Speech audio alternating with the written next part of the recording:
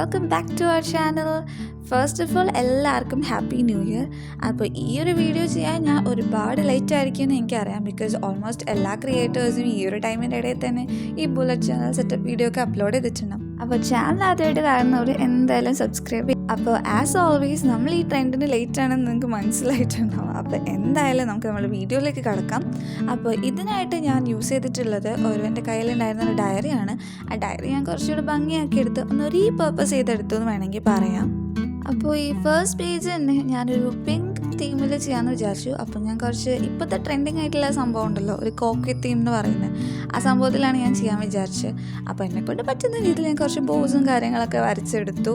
അപ്പോൾ ഇതിനായിട്ട് ഞാൻ യൂസ് ചെയ്തിട്ടുള്ളത് ഡോംസിൻ്റെ പേസ്റ്റൽ ഷെയ്ഡ്സിലുള്ള ബ്രഷ് പെന്നും, പിന്നെ ആ ലെറ്ററിങ്ങിന് വേണ്ടിയിട്ട് ഞാൻ യൂസ് ചെയ്തിട്ടുള്ളത് ഡോംസിൻ്റെ തന്നെ നോർമൽ 12 ഷെയ്ഡ്സിൻ്റെ ബ്രഷ് പെന്നുമാണ്. അപ്പോൾ ഇത് ഞാൻ ഓൾറെഡി ജസ്റ്റ് ഒന്ന് സ്കെച്ച് ചെയ്ത് വെച്ചിട്ടേ ഉണ്ടായിരുന്നുള്ളൂ. കാരണം എന്താണെന്നറിയില്ല, ക്യാമറ ഓൺ ആക്കി കഴിഞ്ഞിട്ടുണ്ടെങ്കിൽ ഞാൻ ഈ സ്കെച്ച് ചെയ്യുന്ന സമയത്ത് എങ്ങനെയെങ്കിലുമൊക്കെ അതിൽ മിസ്റ്റേക്സ് വരാറുണ്ട്.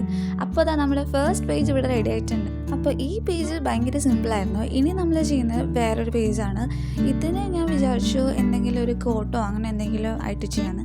അപ്പോൾ പ്ലെയിൻ ആയിട്ടൊരു കോട്ട് എഴുതുന്നതിന് പകരം അതിനെ കുറച്ച് എന്തെങ്കിലും ആഡ് ചെയ്യാൻ വിചാരിച്ച് ഇൻട്രസ്റ്റ് നോക്കിയപ്പോൾ ഈ ഒരു പിക്ചർ ഞാൻ കണ്ടു. അപ്പോൾ തന്നെ ഞാൻ അതൊന്ന് സ്കെച്ച് ചെയ്തെടുത്തു. ഇനി നമുക്കതിന് കുറച്ച് ഡീറ്റെയിൽസൊക്കെ ആഡ് ചെയ്യാം, എന്നാലേ ഉള്ളത് കുറച്ച് പോപ്പ് ചെയ്ത് നിൽക്കുള്ളൂ പേജിൽ. അപ്പോൾ ഇതിനും ഞാൻ പേസ്റ്റൽ ഷെയ്ഡ്സിലുള്ള ബ്രഷ് പെൻ തന്നെയാണ് യൂസ് ചെയ്തിട്ടുള്ളത്. അപ്പോൾ നമ്മുടെ ചാനൽ ആദ്യമായിട്ട് ഇറങ്ങി കാണുന്നുണ്ടെങ്കിൽ എന്തായാലും സബ്സ്ക്രൈബ് ചെയ്യുക. ഇതേപോലത്തെ ഒരുപാട് വീഡിയോസ് ഞാൻ ചാനൽ ഓൾറെഡി അപ്ലോഡ് ചെയ്തിട്ടുണ്ട്. അപ്പോൾ അതൊക്കെ ഒന്ന് പോയി കണ്ടു നോക്കുക, അത്രയേ ഉള്ളൂ. പിന്നെ വീഡിയോ ലൈക്ക് ചെയ്യാൻ പ്രത്യേകം പറയണ്ടല്ലോ. പിന്നെ നിങ്ങൾ ഇതേപോലെ ബുള്ളറ്റ് ജേർണലിംഗ് ഒക്കെ സ്റ്റാർട്ട് ചെയ്യാൻ വേണ്ടിയിട്ട് ഈ ഒരു തീരുമാനിച്ചിട്ടുണ്ടോ, അല്ലെങ്കിൽ അങ്ങനെ ചെയ്യാൻ തുടങ്ങിയോ എന്നൊക്കെ താഴെ കമൻറ്റ് ചെയ്യുക. അതൊക്കെ വായിക്കാൻ രസമാണല്ലോ. അപ്പോൾ ഇത് ഞാൻ ബേസിക്കലി ഒരു ആർട്ട് ജേർണലായിട്ടാണ് യൂസ് ചെയ്യാൻ പ്ലാൻ ചെയ്യുന്നത്. ബിക്കോസ് അല്ലാതെ പ്ലാനിങ്ങും കാര്യങ്ങളൊന്നും ഞാൻ അങ്ങനെ ചെയ്യാറില്ല. പക്ഷേ ആർട്ട് ജേർണൽ എന്ന രീതിയിൽ യൂസ് ചെയ്യുമ്പോൾ അതിൽ കുറച്ചുകൂടി ഒരു ആർട്ടിസ്റ്റിക് എന്തെങ്കിലും ഉണ്ടല്ലോ. അപ്പോൾ അങ്ങനെയാണ് ഞാൻ അത് യൂസ് ചെയ്യാൻ വിചാരിക്കുന്നത്.